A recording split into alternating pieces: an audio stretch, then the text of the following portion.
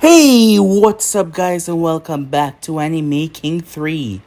And today I'm back with part 3 of What If Naruto was the first tailed beast to ever exist. Remember to get this one too. 100 like as usual. Share this to all of your friends on your social media platform.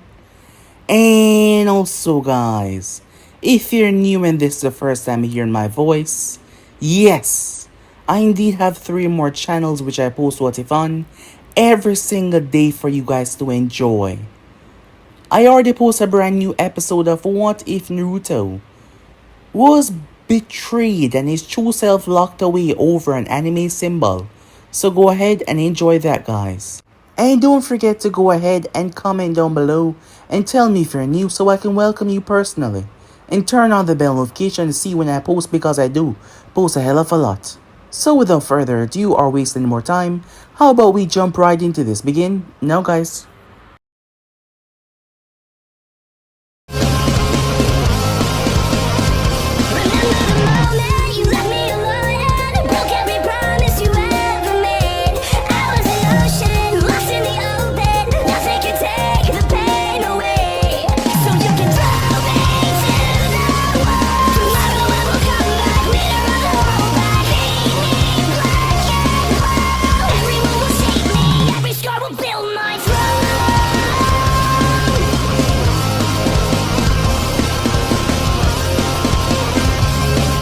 So the last part we left off, Naruto found himself watching Rika as she was sleeping, as he sat in the tree, wondering what was happening to him.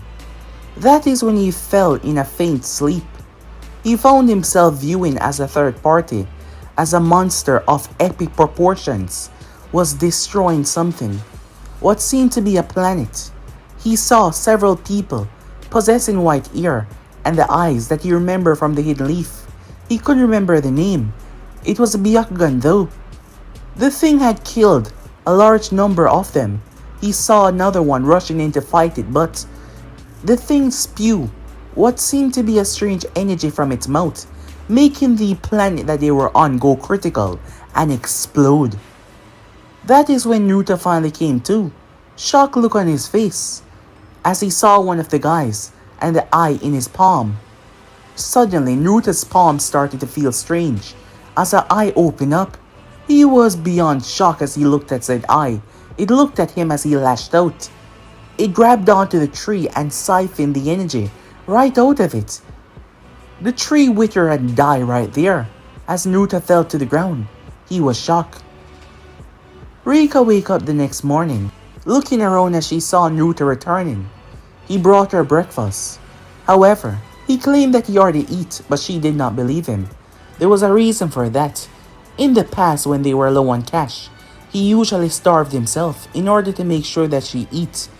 And she found out about that a bit too late, and she truly hated that. If he was not going to eat, then she should not eat either. That is how she saw it. The both of them were a group, and she refused to let him starve while she ate. However, Naruto told her that he was fine, as he was going through a lot of changes, and they were physical as well.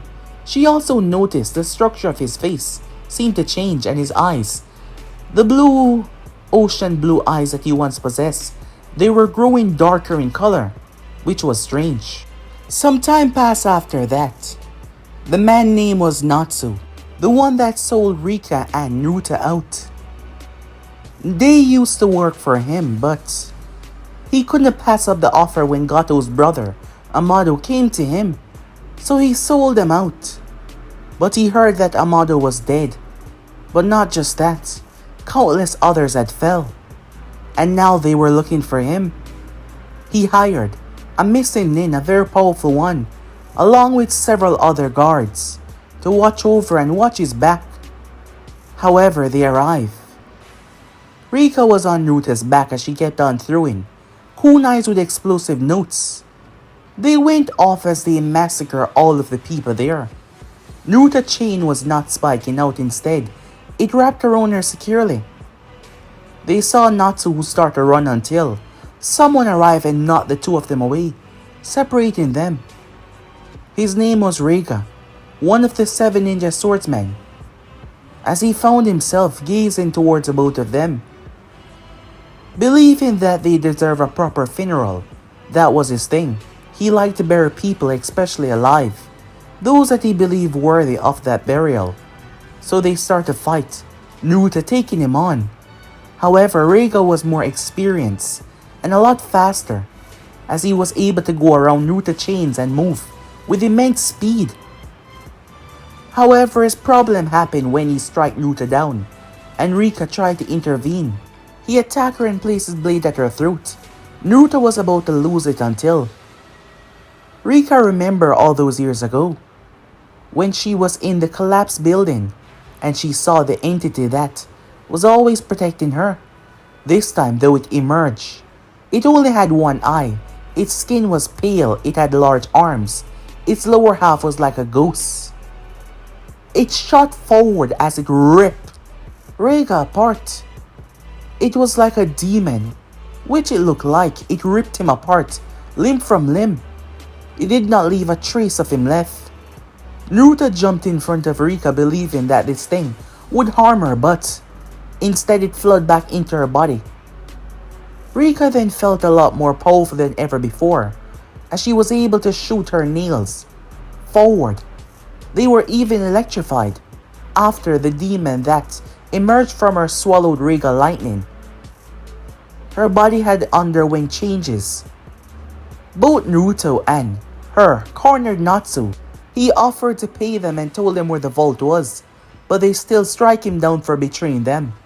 They went underground and found the vault, and inside there was so much cash and many more, as they took it and left. A few days later, Jiraiya arrived. Jiraiya had got intel about the massacre that happened, as a lot of wealthy people had been struck down, but a lot of them had underground dealings in the slave market business. Jiraiya heard the description, and not to mention Naruto was no longer going by the name Menma, as he hadn't called himself that, and Rika had definitely called him Naruto in front of others. Jiraiya was just hoping that it was actually him, as it's been years now, and they could not find the kid. Well, he couldn't find the kid, so they made their way off. A lot of time passed since, as we find Naruto and Rika. She was using the Kiba blades that she took. She ended up hitting Naruto with a direct lightning attack, but he shrugged it off. His clothing was damaged, but he was completely fine. 2 years passed by, the both of them reaching the age of 13 years old. Someone was chasing after them. Yes. However, when Naruto revealed himself to these 3 people, it turns out that they weren't bad. They heard about what happened, about Gato putting a hit on them because of what happened with his brother. But this man, Gato, had harmed his people and kidnapped his daughter, and the man was willing to pay for Naruto's services because he had the idea where Gato was. And hearing about Naruto plight with him as well, he believed they could help one another. As Naruto headed back to the hotel, where Rika was meditating, every time she got close to speaking with the thing inside of her, she always fell back out. However, the thing that was inside of her, despite not saying any words, it could think, as it thought about the past. We saw a man. This man wasn't any ordinary man, it was a sage of 6 paths. As he came across a lot of destruction, a lot of death, and he found a girl, silver eyes and white hair. It was Rika. But that was impossible. There was no way that she could be alive in the Sage of 6 Path era and be alive now. Just what in the world was going on?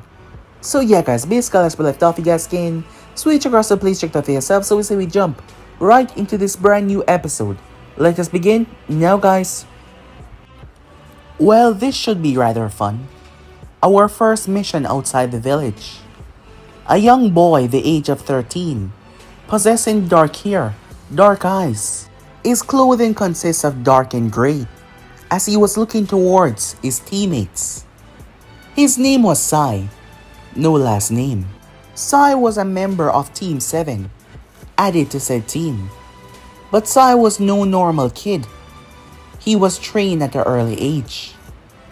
He was under the supervision of Danzo Shimura, placed on Team 7 because of Sasuke Uchiha. Hiruzen Sarutobi, the leader of the village, agreed to this to have a second extra precaution. Sai was stronger than your average genin. And unlike most of Danzo's mindless puppets, Sai still possessed a great deal of his emotions because his training was not finished. Yes, he did not fully complete his training, having to kill the one closest to him. His training was nowhere yet complete, so his emotions were not completely stripped away. However, he was under the understanding that he was working for Danzo Shimura to keep an eye on the Uchiha, to make sure that he don't stray away from the path of the land of fire. His teammates, a girl known as Sakura Haruno, and the main target, Sasuke Uchiha. They were placed on Team 7 with their sensei being Kakashi Hatake. The group had surprisingly impressed the Hatake enough to pass through the bell test. Sai was an incredibly smart kid, and he was able to understand the mechanics of what was going on.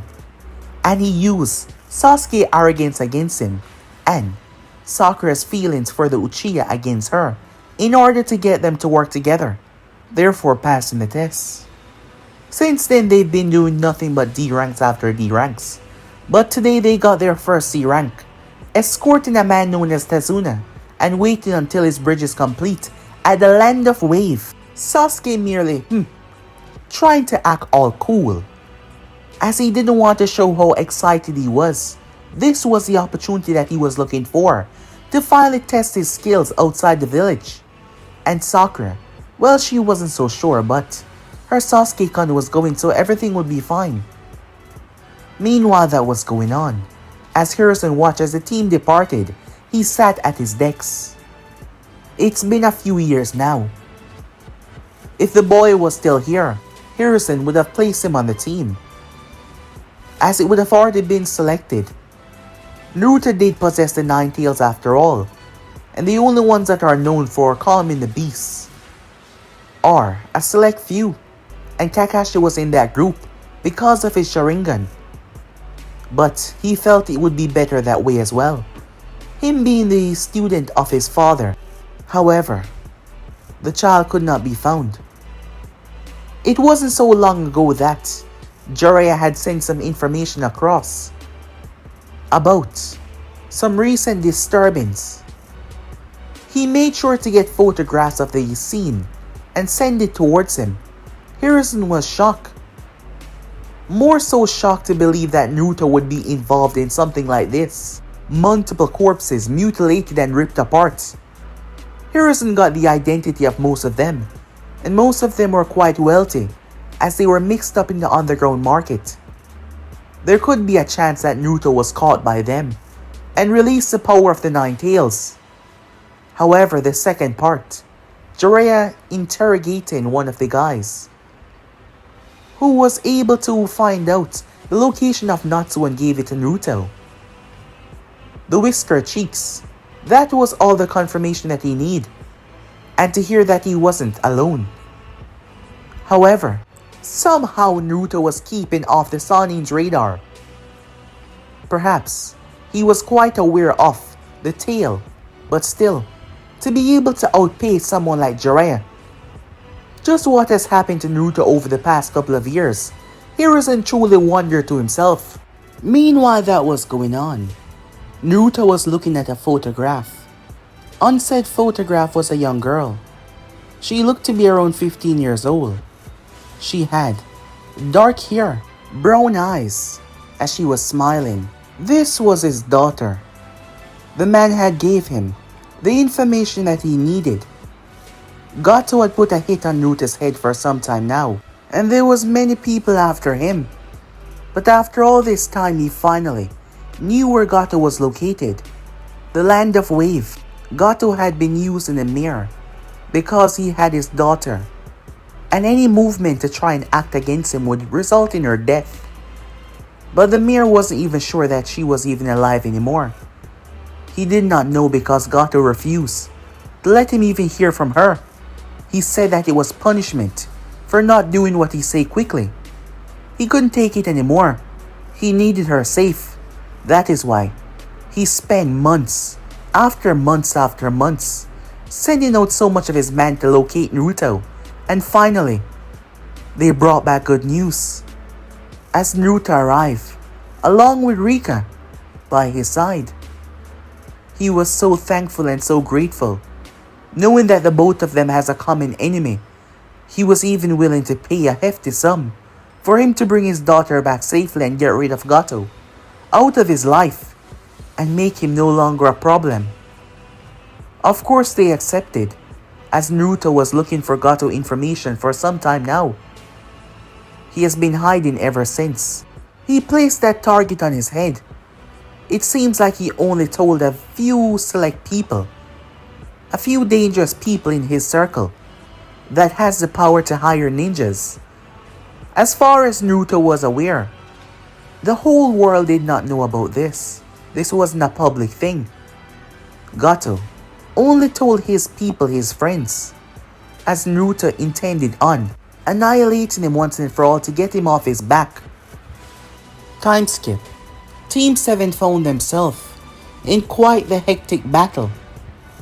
At first, they came across two brothers known as the Demon Brothers.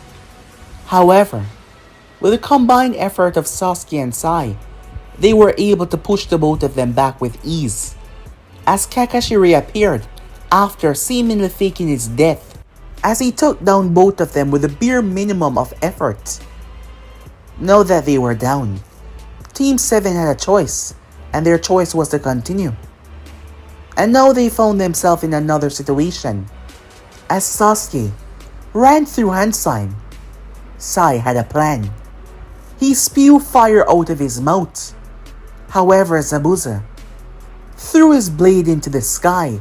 His other hand was occupied holding Kakashi inside of a dome of water. Molding his chakra in a quick succession, he raised a dome that shoot outwards and blast away Sasuke fireball.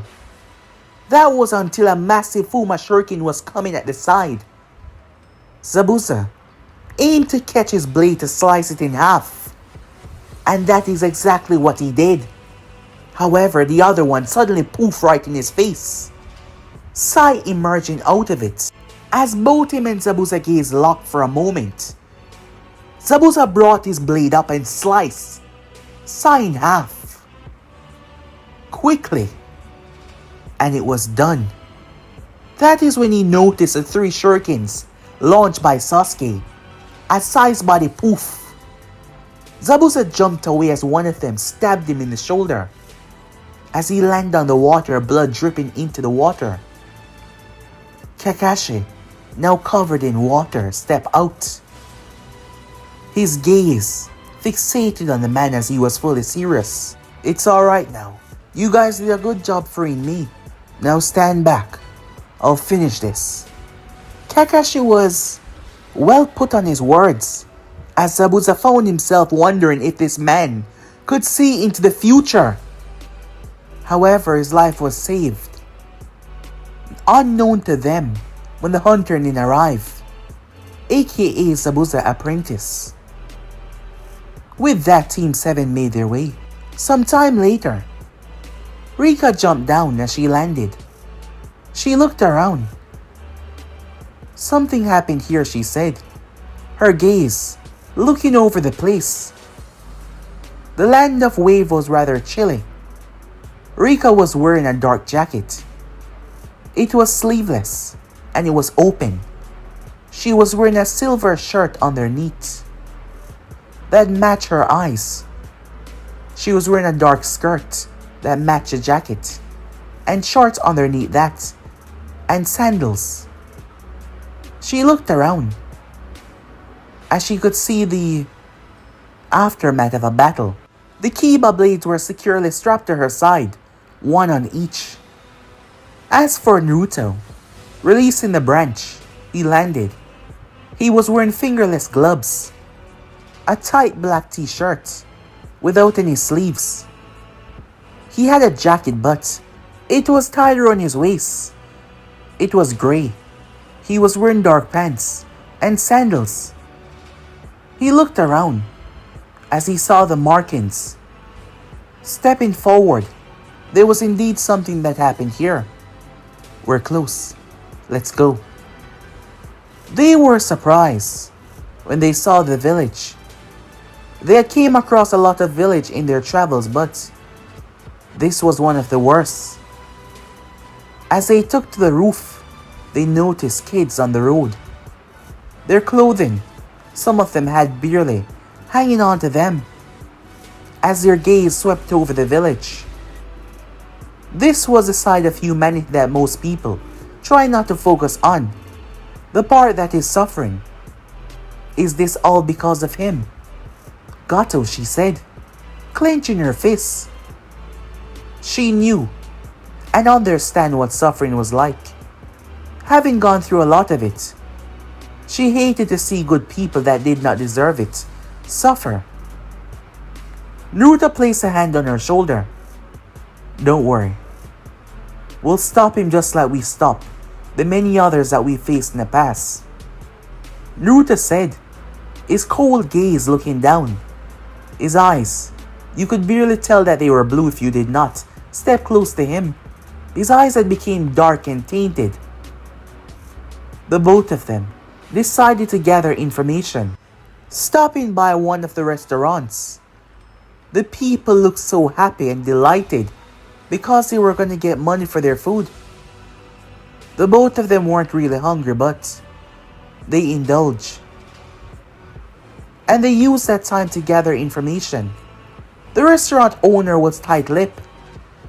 The man was afraid, deadly afraid, wondering if this could be some trick to see if they were willing to run their mouth easily. As this could be Gato trying to trick them to see what they would say about him. His questions were answered briefly and short. Rika, on the other hand, she spoke to the man's daughter, who was a few years older than her. She was more responsive, as Naruto kept speaking to the dad, so Rika could speak to the daughter, and she was told a lot. Everyone had their eyes on them, given their clothing, as they moved through the village center. Konoha ninjas are here, Rika said, looking towards Naruto. He was surprised to hear that. Surprise, as he hadn't think about that village in such a long time now. That doesn't matter, said Naruto. We're here for one thing, and they're not involved in that.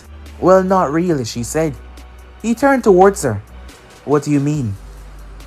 They were hired to help the bridge builder, it seems. What she told me was that she saw him, the bridge builder with the Konoha ninjas. So they're here to protect him, said Naruto. Yes. So there might be a possibility that Gato show himself willingly. Why do you think, she asks? Well, if who Gato hires keep on getting defeated by the Konoha ninjas, perhaps he will show up personally to deal with the threat. While I heard that he's not the fighter. He has a lot of money, and therefore he can hire a lot of men as well. It's just a hunch, said Naruto. But for now, we'll keep on the down low and see how things play out. We don't want him to know anything about us being here. As the both of them turned into an alleyway. It was quick as they stepped back out, as their appearance had changed completely, looking like your two average people, with old clothing on themselves, as they decide to camp in the woods when night fall. They had learned a lot over the past 2 years. After all, Natsu had a lot of scrolls. One of them contained nothing but scrolls, filled with very powerful jutsus, some of them that they had learned, and they sold some of the other ones, as a lot of them were in high demand and very, very expensive. When Naruto stopped showing people kindness, people stopped taking them lightly. When a guy tried to lowball him on one of the jutsus, and he almost opened his skull with his chain, He decided to give him the full price and not mess with him again. Time skip. It was nighttime at the house. Sasuke Uchiha could be seen walking in, looking dirty and sweaty, as he was unaware that he was being watched. It was similar to what Naruto did when the guys came to find him to help the mayor of their town. Naruto was able to blend in shadows. Literally, he cloaked himself with a shadow. He attested, on several occasions, it not only cloaked his movements or sounds, it cloaked everything else including his chakra. It worked better at night though. If he could master it to a better degree, perhaps he could cloak in the morning, even blend into someone's shadow. He wasn't quite sure how far he could push this technique of his. Naruto has been watching for a few hours now.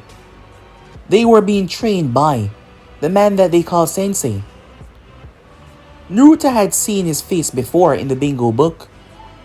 He had learned about a lot of powerful missing names and know who to take extra precaution when fighting, as he had believed that Gato would send them after him and Rika. But that wasn't the case. While some of them had been powerful, none of them compare to the strength that Reiga had wielded. Yes, he read about Reiga. There was also another as well. Another 7 ninja swordsman that had survived the onslaught of the pass, that had fled from the village known as Kiri. His name was Zabuza Mamakai. As Naruto situated within a tree, cloaked, he watched as a young boy, the other one, came out, as he was strangely just looking around.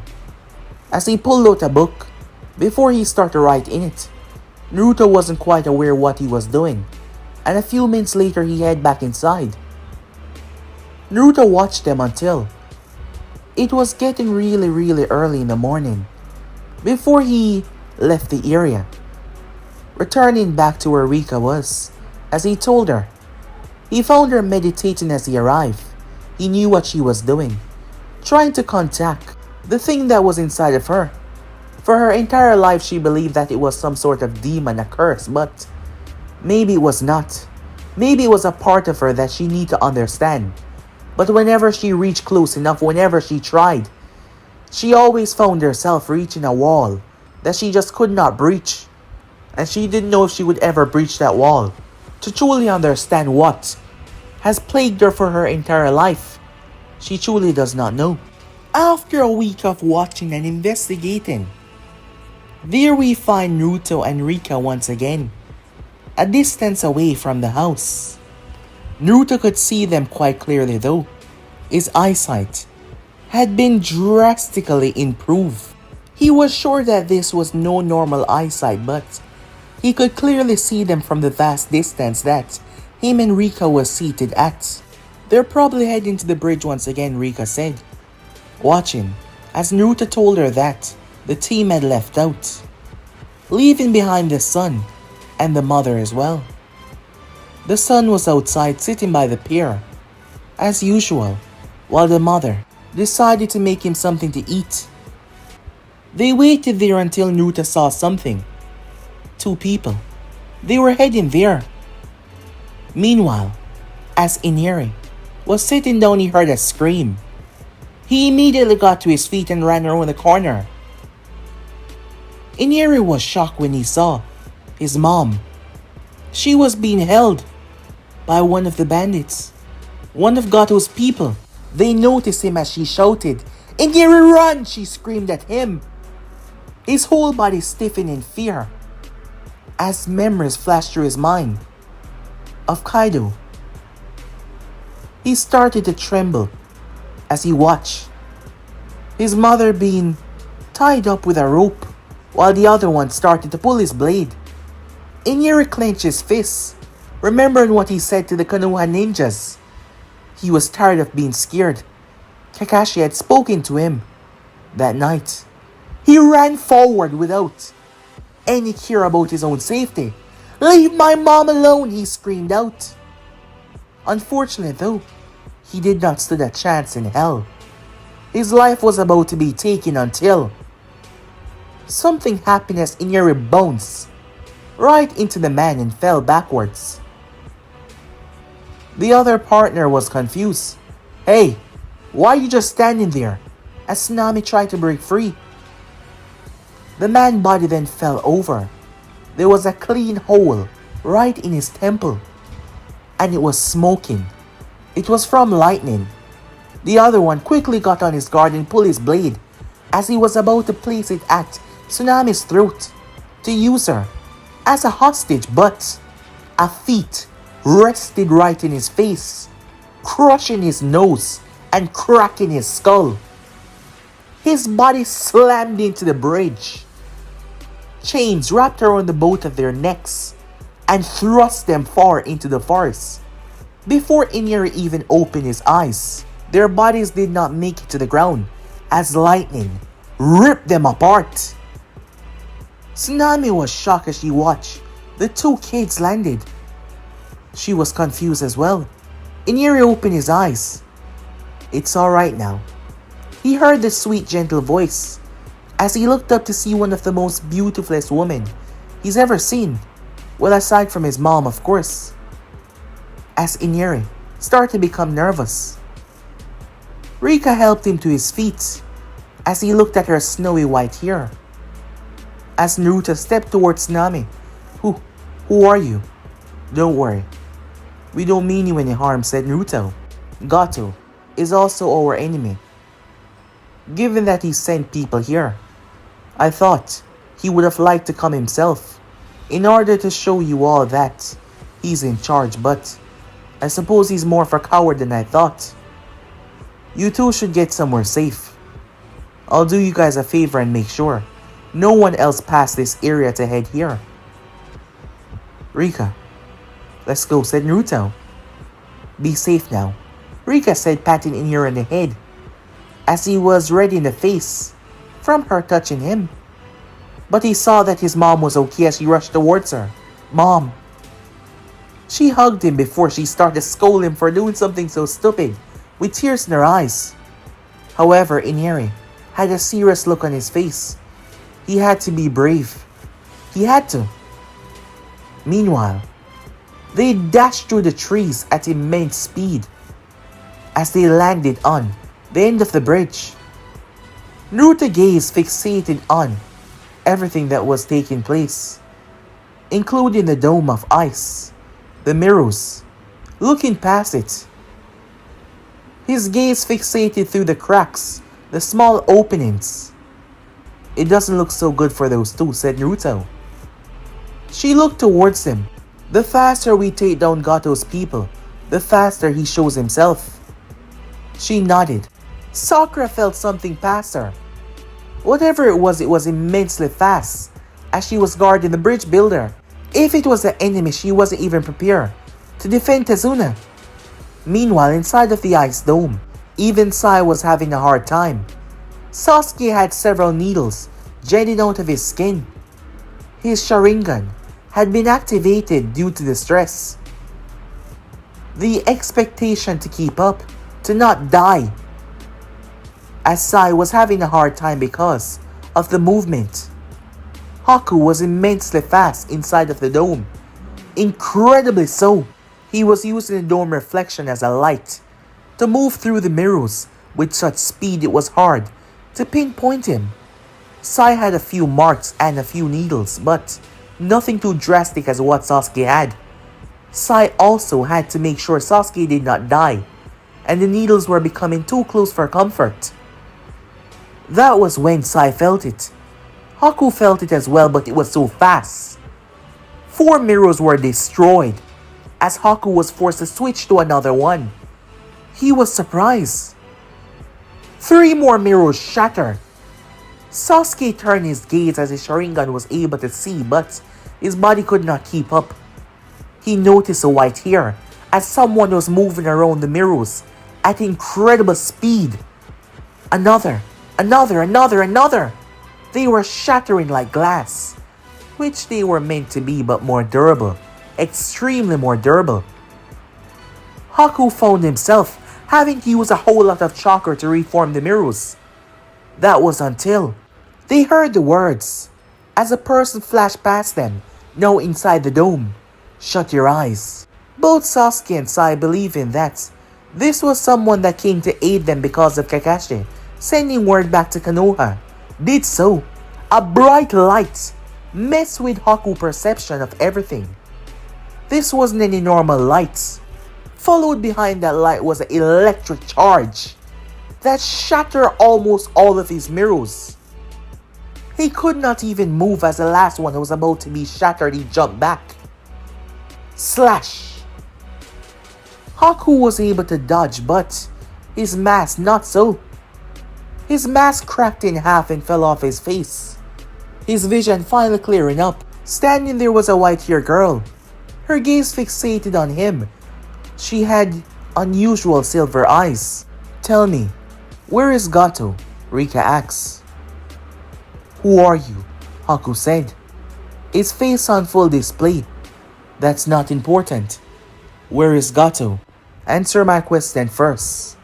My identity is not important, especially to someone who's about to lose their life. Haku tensed up in that moment. I already know that you're working for that scum. A man that enjoys watching people suffer. After all you've seen he does, you still choose to work for someone like that. I don't think people like you can ever be redeemed. Because, despite the monsters that those people are, you are the monsters that allow it to happen. You don't understand anything. You don't know who I am or what I've been through, Haku said. So keep your opinions to yourself. I might not, but those people back there in the village has been through a lot because of the man that you're currently working for, who's put them through hell and back. But you don't care. And I'm not here to talk. Wait, those blades. Those are the Kiba blades. How did you get those? As I said. Haku was shocked as Rika stood in front of him. I am not here to talk. Over towards the other side, an epic battle was taking place when it was interrupted by someone materializing within the center. Kakashi was having a hard time seeing who it was because of the mist. Enough of this. His words came out soft as he held one hand up. The eye in the center of his palm opened up.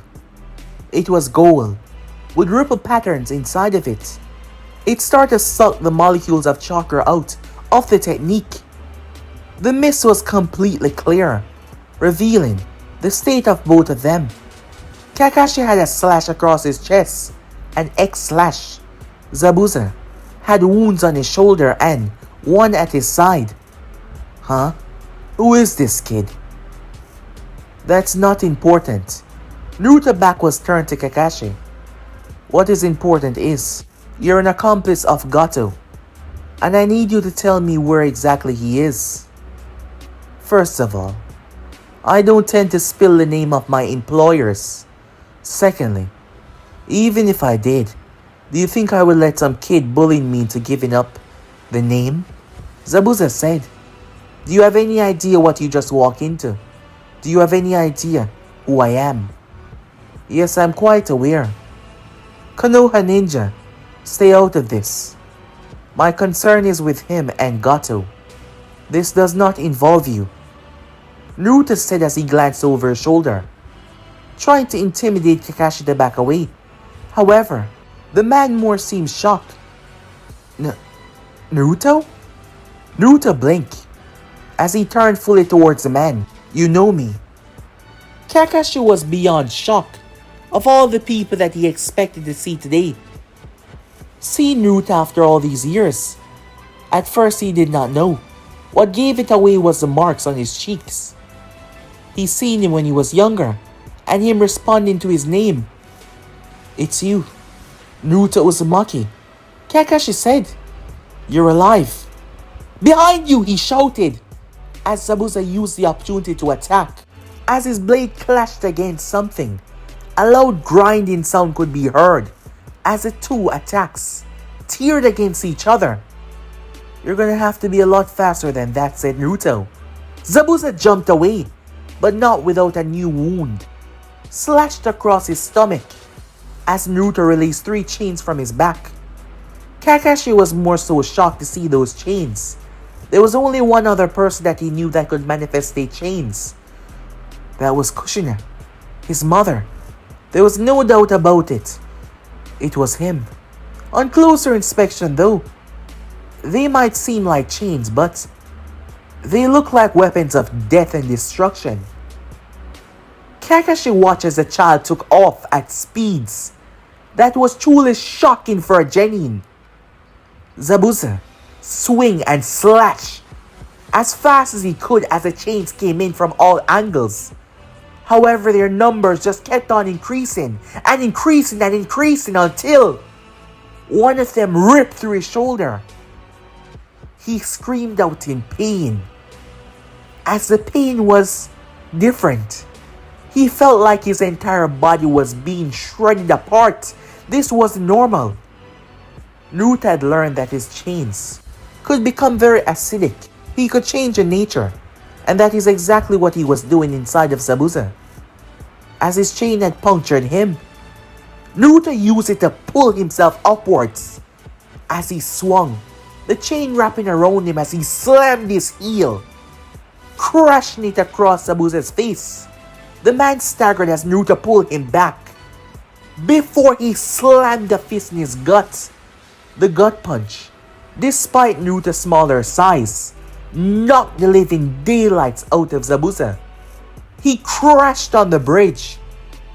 However, through this all, he did not release the grip of his blade, despite the fact that his bandage around his mouth was soaked with blood, and his body was leaking blood as well, as he was in agonizing pain.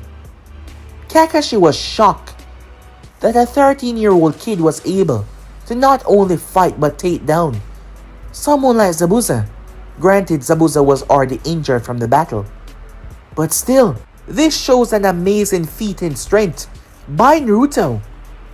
But he still couldn't believe that it was actually him. He thought that he had died.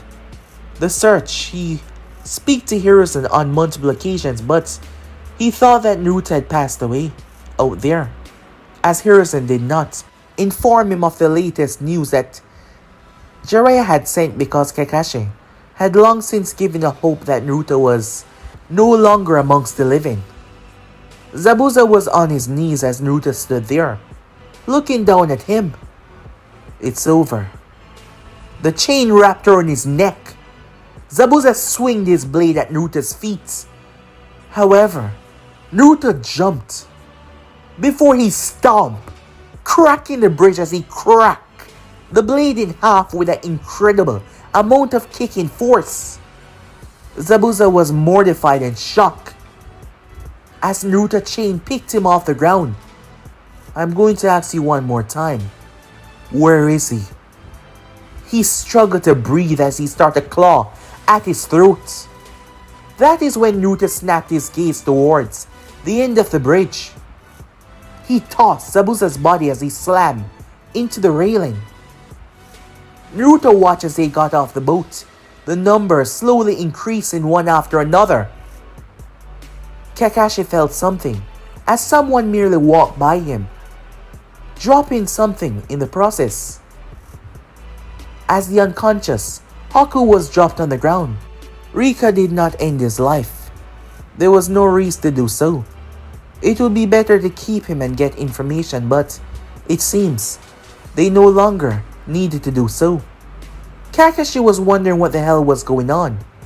As he heard something, he turned to see Sai supporting Sasuke, who was heavily injured, and Sakura coming along with Tazuna as her kunai was in her hand. Naruto watched as they got on the bridge. There was a large number of them. Zabuza ripped the bandage off as he spat up blood. Gato, what are you doing here? Well, I came to see you in the miserable state that you are in.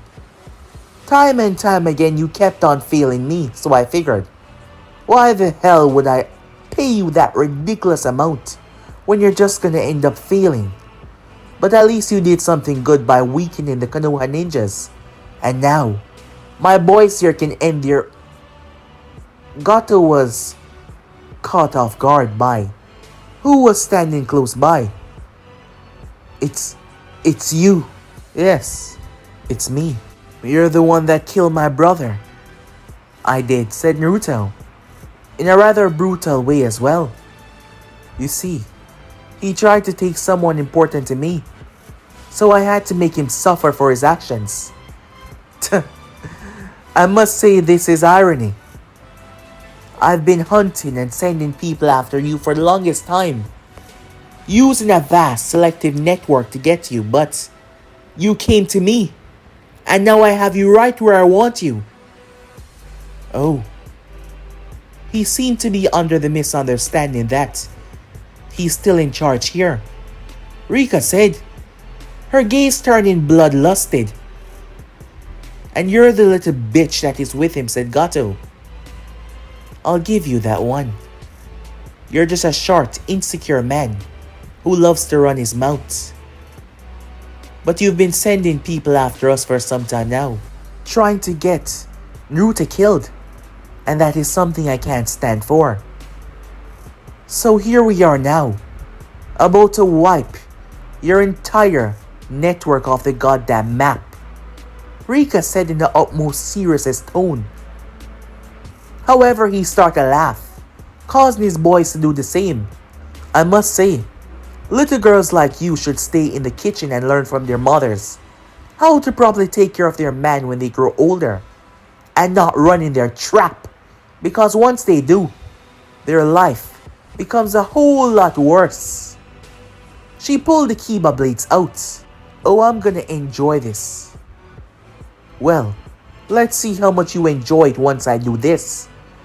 Bring her to me, boys. Kill the others. As they started to step forward, she vanished. The first 5 proceeded to collapse. Everyone was shocked as she stood in the center. Gato started to back away, fear now setting in.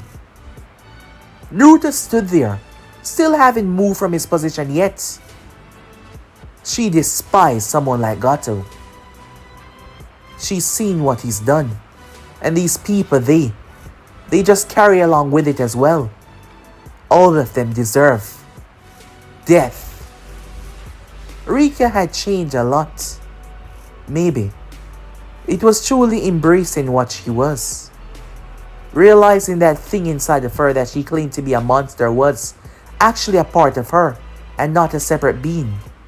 But despite that, she still could not truly understand what it was. A long time ago, both her and Naruto had stopped seeing people that cause others to suffer as people. They were like nothing to them, like trees that they chop for wood to burn. Their life was not important. Their death was something that they carried out without a shred of mercy. Gato was frightened as the girl started to run through his army. He had a lot of men here.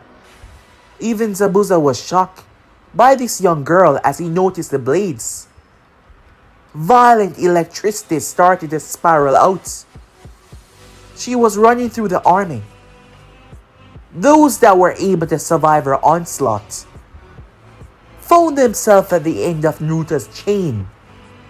Their bodies were skewered and ripped apart as Naruto started to walk, throwing each and every one of them off the bridge as he ripped them apart. 2 of them tried to evade his chain as Naruto jumped and gripped them by the skull. Another eye opened in his left palm. Holding on to them, their bodies started to slowly lose all the chakra that was inside, and their essence and their life force, before they were completely drained, turning into nothing but husk. As their corpses dropped down, their bones brittle. The mere hitting off the bridge turned them into dust, leaving their clothing behind. Rika was tearing through the army as her voice was loud. What's wrong? Afraid, she asks. You shouldn't be. This is what you've done to countless people now. You placed them in this exact same situation. Did you not think that one day the same would happen to you? I assure you, there is no escape. She moved through, ending all of their lives. Without hesitation, those who were lucky enough to be spared or move away found themselves facing Naruto, which was even worse. He ripped their bodies apart from the inside out. The scene was shocking as Sakura threw up. It was mortifying. Even Sasuke was a bit green. Sai seemed to be fine though as Haku started came too. Gato found himself at the edge as he was about to jump. However, Naruto ran on the bottom side of the bridge and came around and gripped him by the throat and slammed him down on the ground. Gato's eyes were wide as Naruto's dark eyes gazed into his. The man was so afraid that he wet himself. Truly humiliating. As Naruto looked up, Rika was standing there. There was blood splashed on her, several, making her look like the very embodiment of death. The two blades glistening with lightning.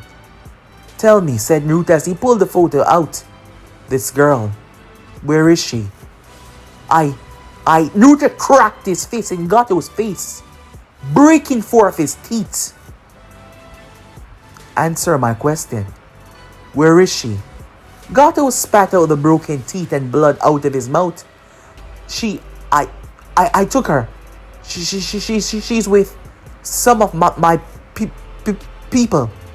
The words were hard to leave his lips as he was sweating and trembling, his whole body in fright. I can take you to her. Please, don't kill me. I'll call off the hunt. I'll take it back. Just please. Please, I beg you, he begged. Naruto looked down towards him before he slammed his hand down into his temple, knocking him out cold. Naruto got to his feet as Rika sheathed both of her blades at her side. We still need him to get the information of where she's located, and I'm sure that she's not the only one. Are you alright, Naruto asks. It seems I got really worked up, she said, looking behind her. At first, Rika was never truly a violent person, but ever since what happened with the demon inside of her, she's became more violent. Towards her enemies, of course. But she's learning how to control that anger that rises. As she looked behind her to what she did, Naruto looked at her. Those people were monsters. They deserve what they get, he said without a shred of mercy for any one of them. But she already knew that. Naruto heard someone call his name as he turned to see the man with now one eye on display. You need to come with me. Back to the village, Kakashi said. Naruto tilted his head. You know who I am. You're a Jonin. Tell me, do you know my burden, said Naruto. What I bear. Kakashi looked at him. He knew, as Naruto could tell from his gaze. Why would you want to bring me back to a place that has done nothing but hate on my very name and existence since my birth? A place that has done nothing to put me down and show me that I'm not welcome there. Are you that wicked of a person to put me through that hell while you go on living and existing in your life where people actually give a damn about you? Are you that kind of a monster? Things has changed, said Kakashi, looking towards Naruto. I know they were hard back then, but things are different now. I can promise you that. You're lying, said Naruto. What? I'm not. Don't bother. I don't believe anyone can lie to me ever again. But I can tell that your lies come from a place of caring and understanding. But I don't know who you are, but yet you seem to know an awful lot about me, and I can tell from your gaze. But I'm afraid that place is not my home. It never truly was. And I have no intentions of going back there. Given your state, even if you were healthy, I doubt you could force my hand to bring me back. And I rather not end your life over a stupid misunderstanding. I know that the Hokage would like to see me back. However, he should give up on his search. There is nothing that would force my hand to ever go back there. I'm not the Naruto that you once know. But this is good that we've met. You should tell them to stop and give up on their search, because I will never return. He held his hand out as Kakashi tried to move in, but everything was shrouded in darkness. Everyone found their sense and their whole body slowing down. It was like moving through thick, muddy water. When it was clear as Kakashi arrived toward the edge of the bridge, there was nothing left there. Kakashi turned when he heard something as he saw Inari and a whole group of people from the Land of Wave, ready to protect their home, the Wheel of Fire. That burned in Konoha people now seemed to burn in them, but not as a Wheel of Fire, but as hope. Time skip. How are you? Rika said. I know that seeing them again probably brought back up some bad memories. But I saw them for the entire week, said Naruto. But actually talking to them and thinking about your past. She looked at him. I'm alright, he said. Naruto, she said. No, seriously, I'm alright. Back then, in the earlier days, it did haunt me a lot. But things are different now. Naruto reached out and took her hand. And a big part of that is you, he said. You've been by my side. Every day. Being there for me. Standing with me. Encouraging me. It's all because of you. Something I'll ever be grateful for. She reached her hand and placed it on his cheek. Then you don't have to worry because I'll never leave your side, she said to him, making Naruto smile back at her, as he was still holding on to Gato, well, with his chain, of course. As the man was suspended in mid-air, he was unconscious. Time skip. Kakashi stood in front of Hiruzen, telling him about the encounter between himself and Naruto on the bridge. I have no idea what happened for him and that girl that he's with, but the both of them are completely desensitized to death. The way she walked through them, the way she cut them down without even battering an eye. They show no mercy. Granted, it's only on their enemies, but still. The look in their eyes as they slaughter without any remorse. I'm afraid the world has changed them, and not for the better. I don't know who she is, but I can tell that there has been something that has affected her greatly. But she and Naruto does share a bond. A bond, a very deep one.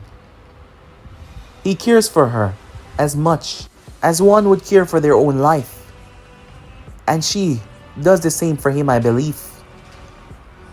The way they contact with each other, the way they look, and made sure that each other was okay with just a glance. It seems like it was someone that has truly affected his past and will affect his future. But so far, in terms of remorse, they have none.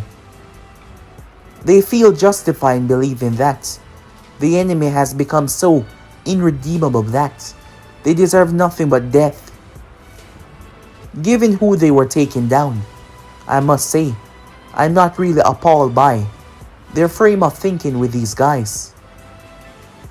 And because of them, everything worked itself out. However, his chains, what I believe they were at first, seemed to be small rotators with spikes and thorns at the end of it that can rip into almost anything. I seen it rip into one of the beams. When it lashed out to take down one of the other guys, a steel beam, and it nicked it, breaking off piece with ease. And this girl is wielding a powerful set of blade from Kiri, known as the Kiba blade. I was able to overhear it from Zabuza and his accomplice. I'm not sure what is going on, but they took Gato along with them. It seems Gato and them has some trouble in the past. That's all I was able to get from the situation.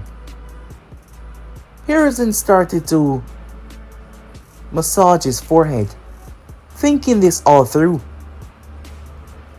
He thought that Jiraiya would be the one to bring back news, but he was wrong. Naruto was this close, but Kakashi wasn't able to bring him back. However, the words from Naruto hit Hiruzen deep. As a part of him, in that brief moment, wonder if he should just leave him be. Despite the world turning him into a cruel individual, he's done well on his own, right? Hiruzen was thinking of just leaving him out there. But even to this day, the council, everyone was still wondering, what was his action revolving around the nine-tailed Jinchuriki? That was a sore subject as well. Maybe if he could just talk to Naruto, to let the boy understand that this was his home, and not out there. Maybe he thought to himself. Flashback. Far, far, far, far in the past. Thousands of years ago. What was now seen as the mountains near Kumo was standard mountains in the past. No villages, no people living anywhere close. The Sage of Sixth Path found himself standing in front of a massive wall. A very powerful seal was etched into the wall. The sage seemed to be sweating slightly as he released several deep breaths. He gazed towards the wall. He had used a lot of his power to entrap them inside. Using the very nature the seal will hold, humanity would never be truly threatened anymore. The battle did not end with his mother and that demon being sealed away. That was the only thing that he could refer to that beast as, a demon. Even after that battle, the world was almost destroyed on several occasions. That monster's will was so powerful that, even after locked away, its spawns roamed the earth. After a long time, a long time, a hard battle, hundreds losing their life, thousands on a global scale, the sage was finally able to trap them away, taking a lot of his own power and even some of his life force. Things that were not to see the light of day ever again. Well, at least that he hoped. He heard footsteps as he turned. Behind him was a young girl. Rika, he said. She removed the hood. She was around 15 years old. Her long white hair, her silver eyes, as she looked at the Sage of Sixth Path. They're all gone now, she said to him. Yes, he said, looking towards her. There is nothing more to fear. That seal will hold, and they will never break through to take away anything else, like what they did. He looked towards her. I'm sorry I wasn't there faster to help your village. You didn't know. You're just a wanderer that came out of nowhere. And you did so much for people who you did not even know. And for that I thank you, she said. As she looked at the wall in front of him, Rika had been following the sage as he taught her about chakra, ninja if you will, teaching her the ways of a sage. It had been good company, but she was not the only one. There were several others. The sage was spreading his teachings all around.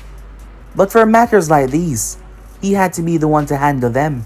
She was a sole survivor of her village. One of the offspring of that monsters eradicated her village. And the sage found her. She had been depressed for quite a long time, but she was finally coming around. And after all this time, they finally were able to seal away all those decrepit monsters that threatened everything in existence. Everything of this world. And now they were finally free. As the sage left the area along with her, using his abilities, the walls came up and locked away everything, forever to be sealed and kept away, never to see the light of day ever again. However, the sage was wrong about one thing. He was not successful in sealing away all the things that were a threat to this world. As he walked past Rika, he could not even pick up our sense, the feeling that was coming off of her, because this was not natural. This was something that, out of his wheelhouse, something that he's dealt with when fighting that demon, but it was still not something he was used to. Her silver eyes switched to pitch black as there was a smile on her face. She looked towards a tomb where the others were trapped away, and that made her smile. That innocent young girl that was just talking to the sage, her face now looking like a demon before it switched back, and her personality completely changing. It was like she wasn't in control, because she was not. It was not one person, it was two. Well, the other could not be justified as a person. As she followed the sage and made her way. End of flashback. That was a few thousand years ago. And here she was, by Naruto's side. Rika, his friend. His best of friend. The one that always stood by his side. The problem was, both Naruto and Rika were heading close by. The land of lightning. That is where Gato had his dealings. Where the girl was located. The closer they got, the more the seal started to crack. Despite not doing anything, Naruto's sheer presence was causing mayhem with the seal because of what was behind it. They were directly linked to him, and they wanted their freedom. And his power was causing chaos. A pair of Rinnegan eyes opened up. The Sage of Six Path, despite his passing, he was in a world beyond this one. The power that spread, that started to mess with his seal. It awoke in him. The sage found himself worried about the state of the elemental nation, as he was fearful that no one would be able to stop it this time. As Naruto and Rika kept on heading towards the location, unaware what they were doing, well, mostly Naruto, what he was doing by just being this close, as he was putting everyone in jeopardy. But guys, be and subscribe right here. If you want to see the next part, and do like, subscribe, comment down below, and turn on that bell notification to stay posted. But I'm off now. See you guys soon. Peace.